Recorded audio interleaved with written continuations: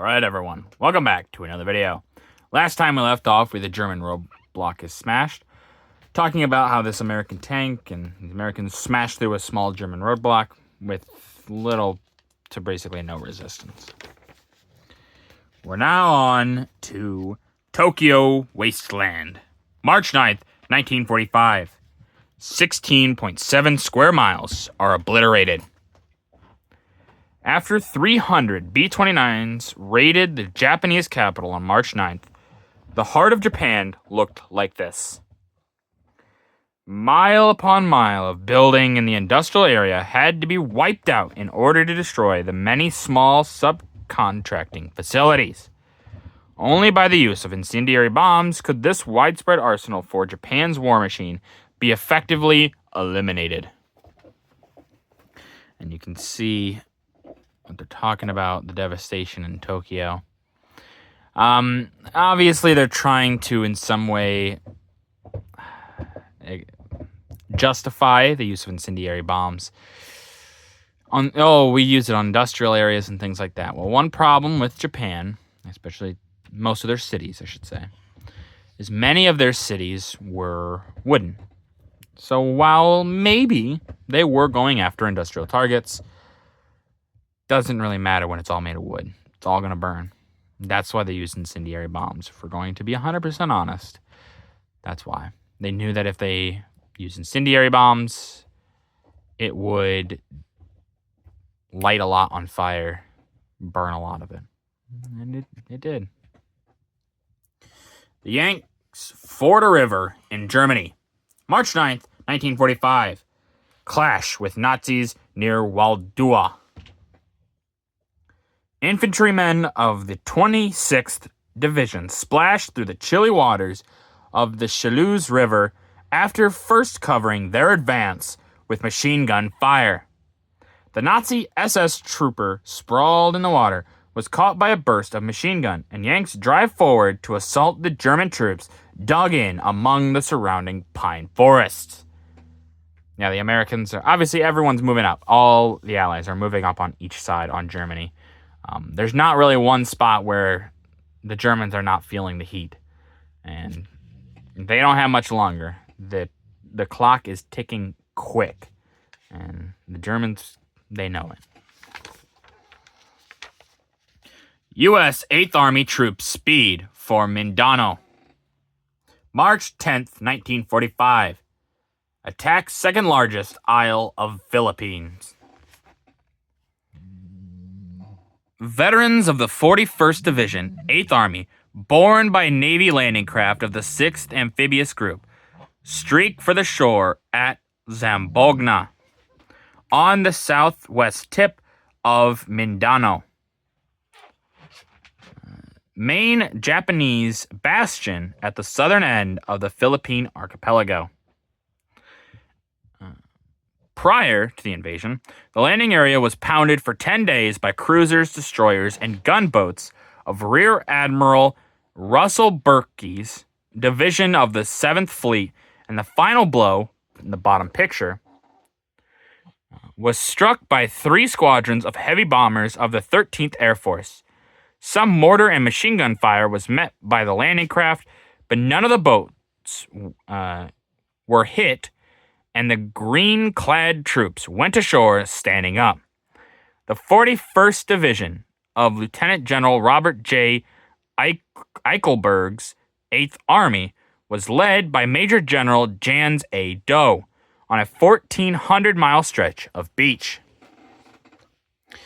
Yeah, obviously the Americans are taking as much of the Philippines as they can. They have to move from island to island, and they're going to take all of it. The Japanese are getting blasted, as you can see here.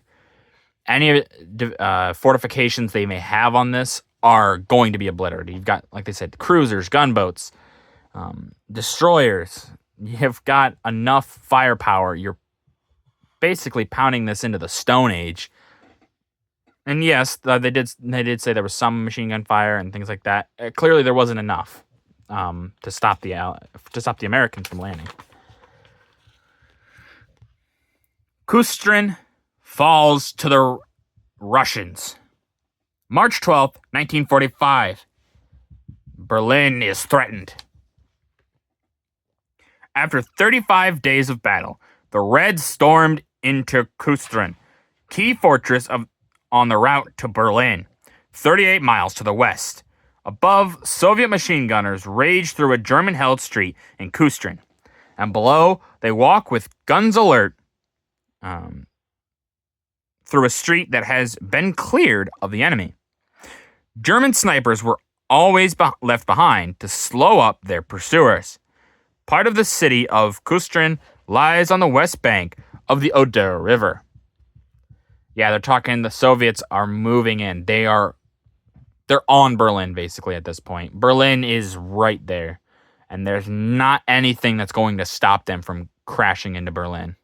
And the Germans know it now. The Battle for Breslau, March 1945. A tough nut. Breslau was ringed and penetrated early in the Great Russian Winter Offensive, but a stubborn core of resistance held out until the end of the war, with the Russian forces sweeping beyond and leaving rearguard troops to mop up.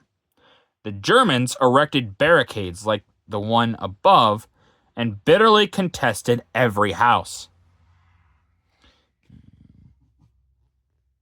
Below, Soviet Tommy gunners spray a hail of steel at an enemy strongpoint in a shell-torn street. Another town which held out long after the Russian forces had sped beyond was Poznan, Polish city on the route to Oder and Berlin. Poznan capitulated on February 23rd. However, while Breslau was being contested right up to the last days of the war. Yeah, there's still going to be some defense here, and Breslau is clearly one of them. But, like they said, it doesn't really matter. The Soviets encircled it, have rearguard troops, then they're just going to mop it up while the other troops move on forward and take Berlin. And it's going to happen. It's March now. It's not much longer here. Berlin is going to be taken. Freed Russian slave laborers meet Nazi boss. Revenge is sweet. March 12th, 1945. When the university city of Bonn was captured by the 1st Division on March 10th, many slave laborers were relieved of the Nazi yoke. The Russians pictured here had slaved for the Nazis in a factory for 3 years. After their release by the Yanks, they were looking for a displaced person center. When, whom should they meet but their former Nazi master, now a civilian policeman? First, upper left, they relieved the boss of his bike.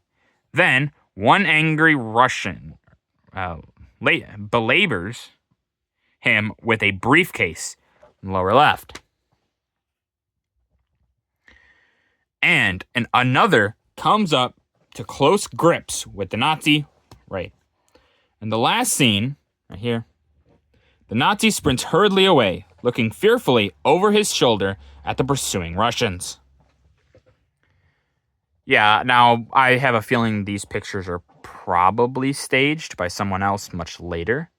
But still, this is probably not that uncommon. They're going to find people who did some awful things to them, and they're going to do some awful things back to them. And to a degree, they kind of deserve it. Hitchhike in Manila. March 1945. The WAC goes sightseeing. 4 members of the Women's Army Corps, among the first to arrive in Luzon, are driven through the streets of Manila in a native car after talking the driver into giving them a lift. Our women soldiers performed invaluable services in the Pacific Theater. Yeah, for these women, it's probably a neat little adventure they like to see. And they probably sweet talk that guy. He's probably like, oh, sure. There's some pretty ladies, of course. But yes, the WAC did very good work, and without them, a lot of the stuff doesn't go as easily as we think it would. You know, they're not necessarily fighting, but they're behind the lines. They're doing the things that need to be done, because if they're not going to do it, no one is. And then a lot of other problems happen. And I'm sure they felt very honored, and they should be honored for the service that they did do. The Japs lose ground in Burma. March 1945. End of a bloody battle. I'm going to have to show the top of this. Sorry about that. The Japanese practice of hiding in caves, tunnels, and subterranean retreats availed them nothing in the fight for Mandalay, which fell to the British on March 20th. These bullet-riddled Japanese were trapped and exterminated in the stone tunnel in Mandalay, capital of the last Burmese dynasty in the center of the dry zone of Middle Burma. Yeah, the Japanese hide many a times in these caves and things like that, and it always ends badly for them. It's one of those things of you kind of just wish they would have surrendered, because it's just a lot of wasted life for what? At this point, nothing. Even before, it was not really much of anything. But with that, that's going to do it for this video. If you guys liked the video, leave a like. If you didn't, leave a comment. Tell me what I could improve on. I just appreciate your feedback. And as always, subscribe. It really does help out the channel. Thank you.